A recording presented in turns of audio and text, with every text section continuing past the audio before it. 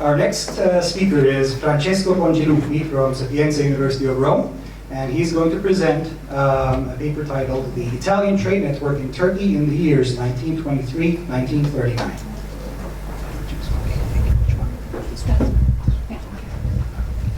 Thank you. Okay, first of all, I would like to thank the Levantine Heritage Foundation and congratulate them for this conference. I'm very proud to expand on a theme linked to the study of Italian communities in the Levant, and here in London in front of professors, authors and friends. Yeah, prior to introducing my subject, I have to say that I hope my English will be good enough, and please let me apologize here for any possible mistake or misunderstanding. My speech today will focus on the Italian trade network in Turkey during the interwar period. As you can imagine, the development of this network is strictly linked to the cultural and economical policies of the two involved countries, Italy and Turkey. In order to better understand the changing dynamics of this relationship, we will divide the examining period in three macro phases.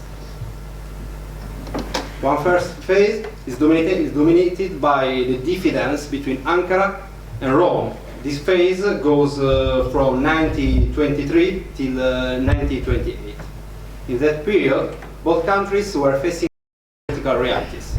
Turkey's new republic, guided by Mustafa Kemal on one side, and the rise of Benito Mussolini and Italian fascism on the other. In 1928, with the first Italo-Turkish cooperation treaty, the two countries start to show the reciprocal interest. A second phase, inaugurated by this treaty, led to the apogee of the trade activities between the two countries.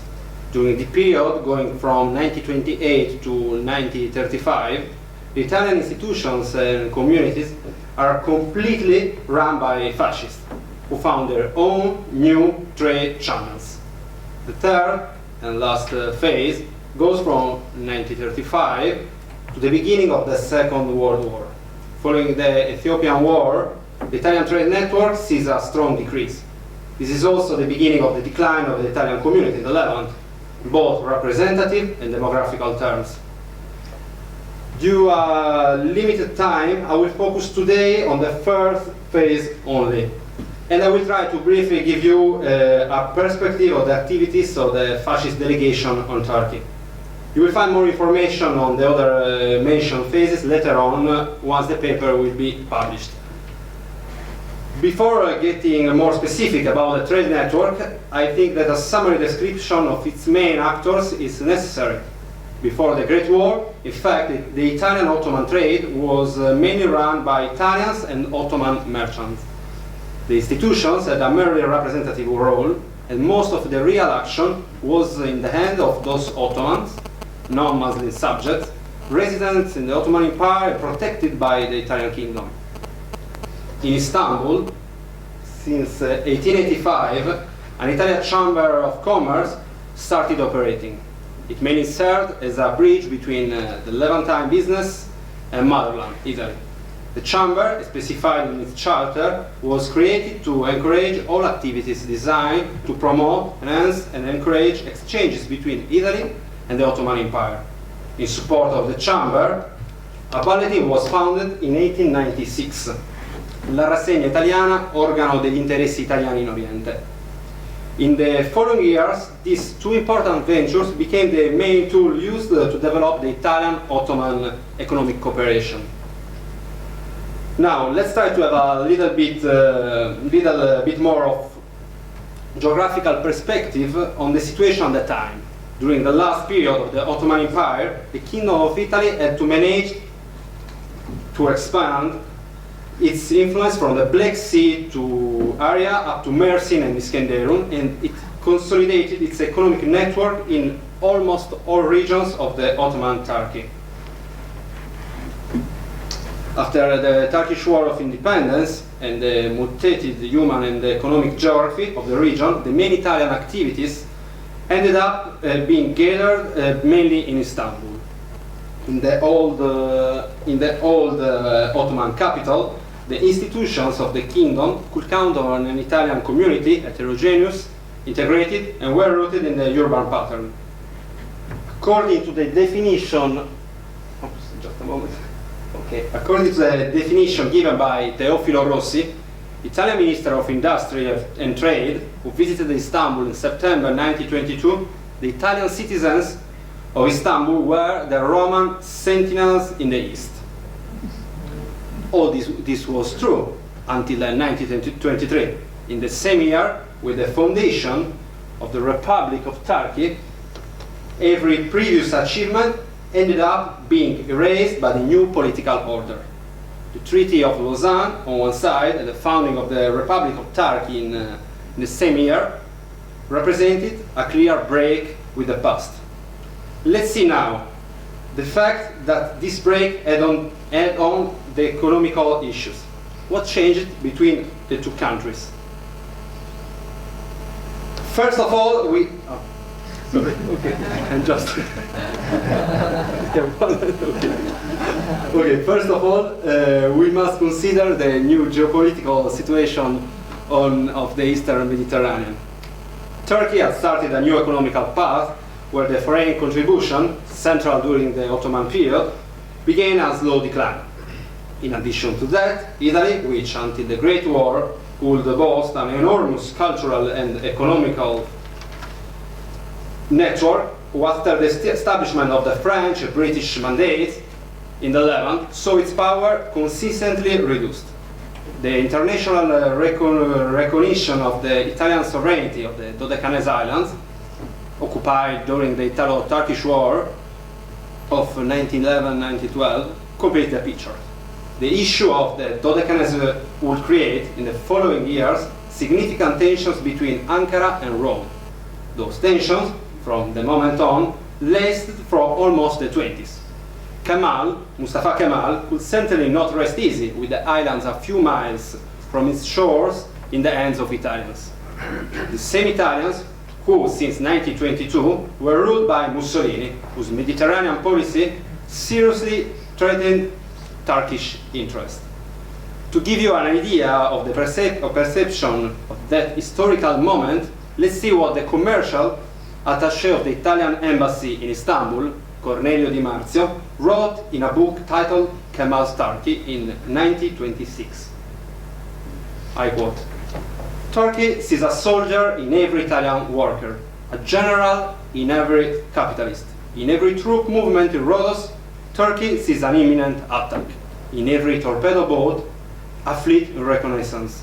Stays always vigilant, ill, and paranoid because of its nightmares." Unquote. The author, I just quoted, Cornelio Di Marzio, is a central figure in the relations between Rome, its Levantine appendix, and Ankara. Who was Cornelio Di Marzio?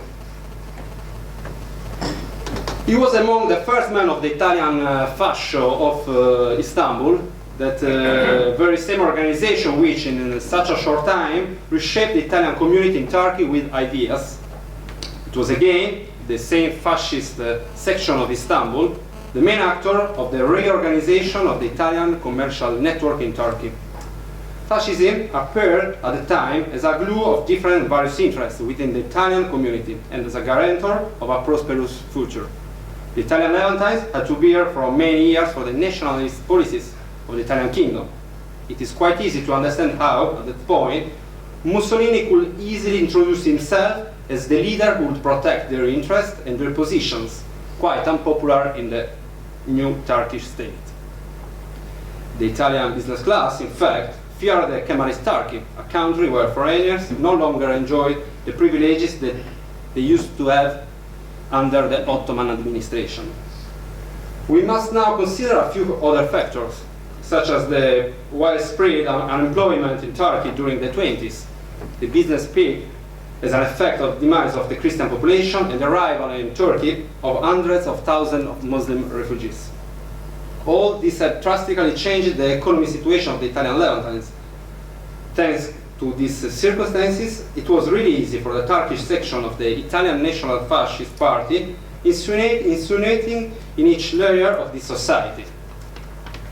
Within the fascio, there were diplomats, clergymen, former Freemasons, business persons, traders, artisans, and workers. Each one of these personalities, through its civic role, was in a useful position to influence a part of the community. Now, what was the Fascio degli Italiani looking for? What were its real projects and proposals it had in terms of employment and works? According to its charter, the organizations, the section of fascist party in Istanbul, presented itself as a fully autonomous and independent, whose initiative was left in the hands of local representatives of the Italian colony. Its purpose was protecting the interests of individual manufacturers categories and ensuring dignity to the Italian workers. Regarding the colony and its internal life, the organization intended to, and I quote, 1. Oversee the dignity and moral values of the members of the colony. 2.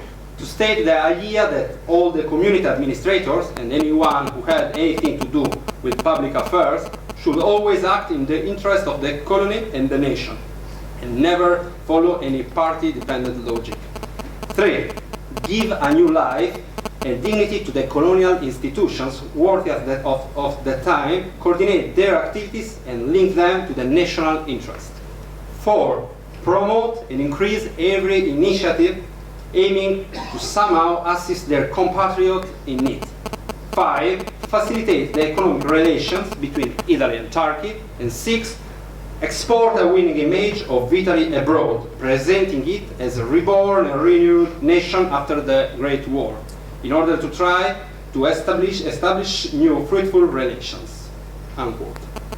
Between 1923 and 1928, these points were partially realized through the support of the new business initiatives between the two countries. In particular, the cooperation between Turkish and Italian companies was strengthened through business trips, exhibitions, and the transport development.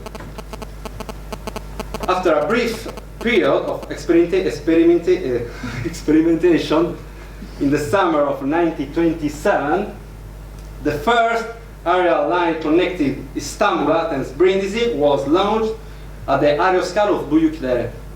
The line was managed by Aereo Espresso, an Italian company based in Rome.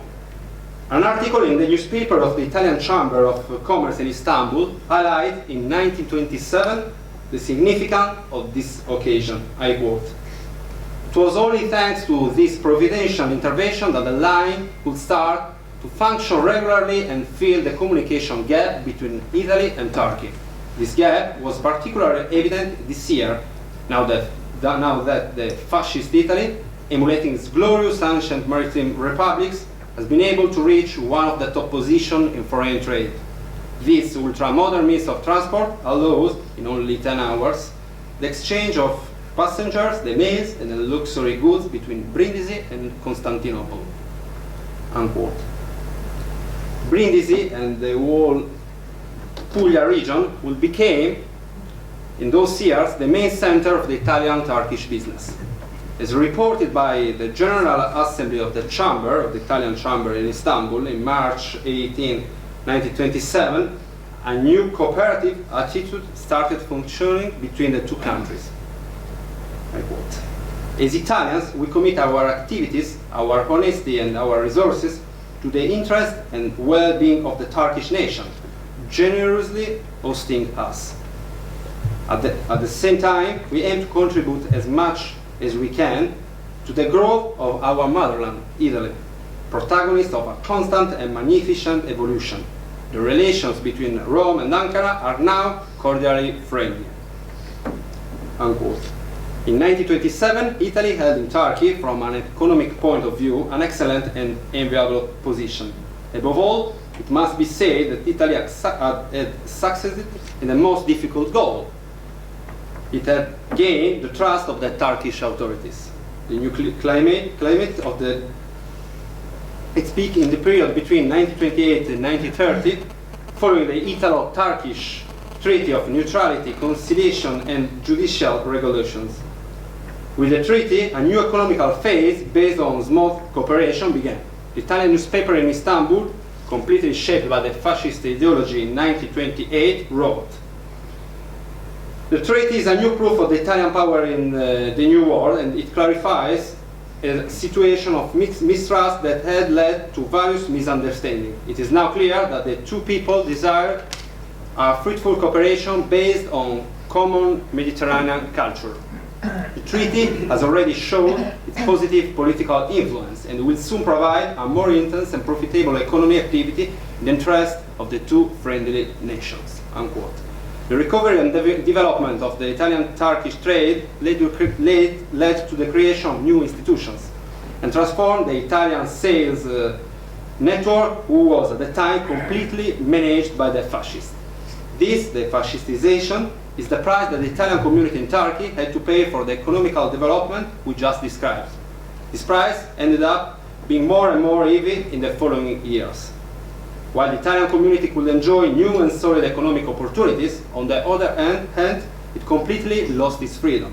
Freedom that in the Ottoman period had marked the Italian trade in the Levant. From that moment on, the community would be linked not only to a nation, Italy, but also to the fascist ideology, which will deeply contribute to the decline of the Levantine culture among the Italians living in Turkey. Thank you.